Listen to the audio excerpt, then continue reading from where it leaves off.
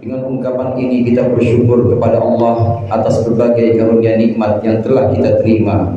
Allahumma salli ala Sayyidina Muhammad wa ala ali Sayyidina Muhammad.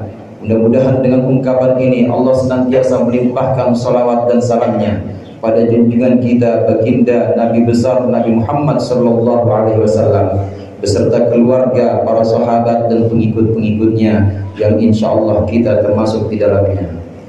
Melalui mimbar yang mulia dan di dalam Jumat yang penuh berkah ini, marilah sama-sama kita meningkatkan takwa kita kepada Allah, mentaati Allah dan Rasul-Nya. Apapun yang dibawakan oleh Rasulullah sallallahu alaihi wasallam kepada kita, maka hendaklah kita ambil dan kita laksanakan. Apapun yang dilarang oleh Rasulullah sallallahu alaihi wasallam dari kita, maka hendaklah kita jauhkan. Sebagaimana Allah firmankan dalam surat Al-Hasyr ayat 19, wa ma atakumur rasulu fakhudhuhu wa ma nahakum anhu fantahu.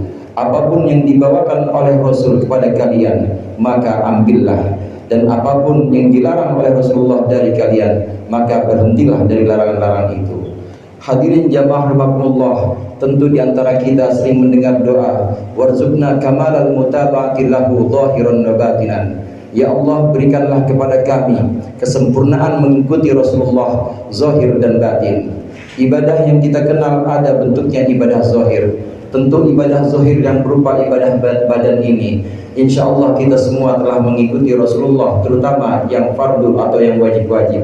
Salat kita yang mengikuti Rasulullah, puasa Ramadan kita mengikuti Rasulullah, sedekah wajibah atau zakat kita maupun sedekah tatawwu juga mengikuti Rasulullah sallallahu alaihi wasallam. Ini adalah ibadah atau ketaatan yang zahir. Adapun ketaatan batin yang juga diajarkan oleh Rasulullah seperti keikhlasan kita, iman kita, tawadhu'nya kita, ini juga harus kita ikuti. Hadirin jamaah rahimakumullah, dalam sebuah hadis Rasulullah sallallahu alaihi wasallam berpesan kepada kita tiga hal. Tiga hal ini ketiga-tiganya adalah merupakan akhlak atau merupakan ibadah batin. Rasulullah sallallahu alaihi wasallam bersabda yang pertama, man asbaha wa huwa yashku dhiqal ma'ashi fa ka'annama yashku rabbah. Barang siapa yang pagi-pagi dia sudah mengeluh, barang siapa yang pagi-pagi dia sudah mengadu kepada manusia, maka sesungguhnya dia mengadu kepada Tuhannya.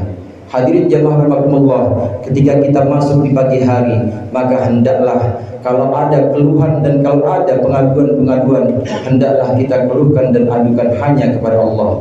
Karena sesungguhnya hanya Allah lah yang kita jadikan tempat yang layak untuk mengadu, bukan orang, bukan manusia, bukan sahabat dan bukan tetangga. Karenanya apabila ada kesulitan-kesulitan hidup, apabila ada keberatan-keberatan yang kita alami dalam keseharian kita, terutama di pagi hari, maka hendaklah kita adukan semua itu kepada Allah Subhanahu wa taala.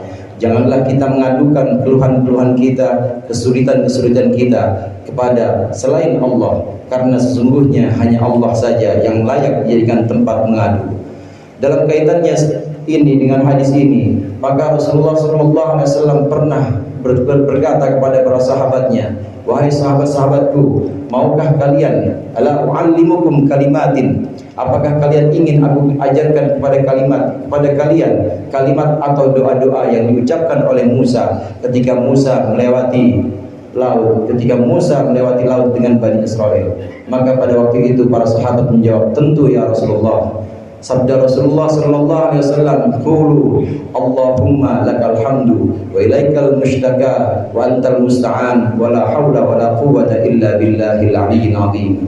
Inilah doa yang diucapkan oleh Nabi Musa dan pengikutnya Bani Israel ketika dia harus mengadu, maka Nabi Musa dan para pengikutnya mengadu hanya kepada Allah. Allahumma lakal hamdu, ya Allah, hanya milik Engkau sajalah semua pujian. Wa ilaikal mushtaka, dan hanya kepada Engkau sajalah semua aduan-aduan. Wa antal musta'an, dan Engkau sajalah yang dijadikan tempat meminta tolong. Wala haula wala quwwata illa billah, dan tidak ada kekuatan dan upaya kecuali dengan pertolongan Allah.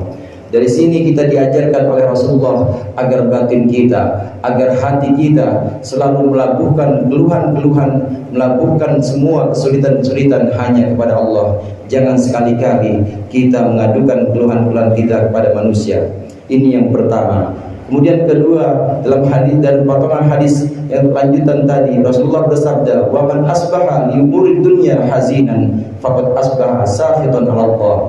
Barang siapa yang masuk di pagi hari kemudian dia karena urusan dunia hatinya sedih, maka sesungguhnya dia telah murka atau telah marah kepada Allah. Hadirin jemaah rahimakumullah, pagi adalah awal hari, maka hendaklah kita memulai pagi dengan sesuatu yang baik-baik.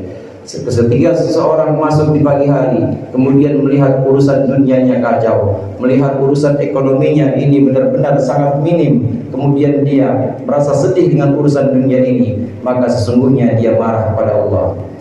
Apa yang kita keluhkan, apa yang kita tidak terima, apa yang kita merasa tidak puas dengan keputusan-keputusan Allah, maka sesungguhnya itu akan tetap terjadi dan tidak akan berubah. Kesulitan-kesulitan yang menimpa kita itu adalah takdir atau qada dari Allah, adalah ketetapan dari Allah. Oleh karenanya urusan dunia ini janganlah dijadikan sedih. Dari hadis ini kita bisa mengambil pelajaran. Lantas bagaimana orang yang ketika masuk di pagi hari kemudian dia bersedih, tapi tidak atas urusan dunia. Bersedih bukan karena urusan dunia. Dia bersedih karena tadi malam tidak bangun tahajud. Dia bersedih karena tadi malam isyanya kelewatan misalnya. Maka ini tidak termasuk yang disabdakan oleh Rasulullah. Hendaklah kesedihan-kesedihan kita adalah kesedihan-kesedihan yang hubungannya dengan ibadah, kesedihan-kesedihan yang hubungannya dengan ketaatan-ketaatan kepada Allah yang kita luput menunaikannya. Hadirin jemaah rahimakumullah, ini menunjukkan bahwa ridha kepada ketetapan Allah adalah sebuah keharusan. Allah Subhanahu wa taala berfirman dalam sebuah hadits qudsi, "Man lam yarda bi qada'i wa lam yasbir 'ala bala'i falyakhruj min ardi wal yatlub rabban siwa'i." Allah Subhanahu wa taala berfirman, barang siapa yang tidak ridho terhadap ketetapan takdirku dan tidak sabar kepada bala atau ujian yang aku berikan kepada dia, maka hendaklah dia keluar dari bumiku dan hendaklah dia mencari Tuhan selain aku. Hadirin, kemana lagi kita akan mencari tempat mengadu? Kemana lagi kita akan mencari bumi tempat kita berpijak kalau bukan bumi Allah dan Allah saja? Oleh karenanya, iman kepada qada dan qadar, baik dan buruknya adalah dari Allah.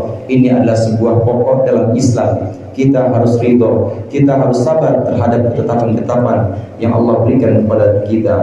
Ini juga akhlak batin yang kedua yang diajarkan Rasulullah, yaitu ridhonya kita, puasnya kita terhadap ketetapan Allah atau takdir Allah. Kemudian akhlak hati atau meneladani Rasulullah dari segi batin yang ketiga, wa man tawaddu'a li ghaniyyin li ghinahu faqad dhahaba thulutsa dini. Barang siapa yang merendah di hadapan orang kaya karena kekayaannya, maka sungguh telah hilang 2/3 agamanya. Merendah atau tawadhu, menghormati, ini semua muncul dari hati. Ketika hati seseorang mengagungkan seseorang, pengagungannya ini karena kekayaan, maka itu semua bermula dari hatinya. Karenanya ini dikatakan sebagai akhlak batin. Hadirin jamaah rahimakumullah, agama itu terdiri menjadi 3 bagian. Yang pertama yaitu adab kepada Allah, yang kedua adab kepada Rasulnya, dan yang ketiga adab kepada manusia.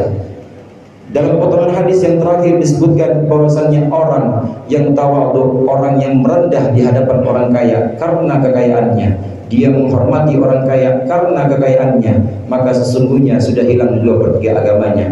Yang dimaksud dengan 2/3 agamanya, betul dia mendapat kebaikan ketika menghormati manusia, betul dia mendapat kebaikan ketika dia menghormati seseorang karena kekayaannya. Ini adalah hanya satu bagian dari yang 3, yaitu adab kepada manusia. Tetapi dia sesungguhnya sudah melupakan adabnya kepada Rasulullah, karena sesungguhnya Rasulullah tidak pernah melihat orang dari kekayaannya.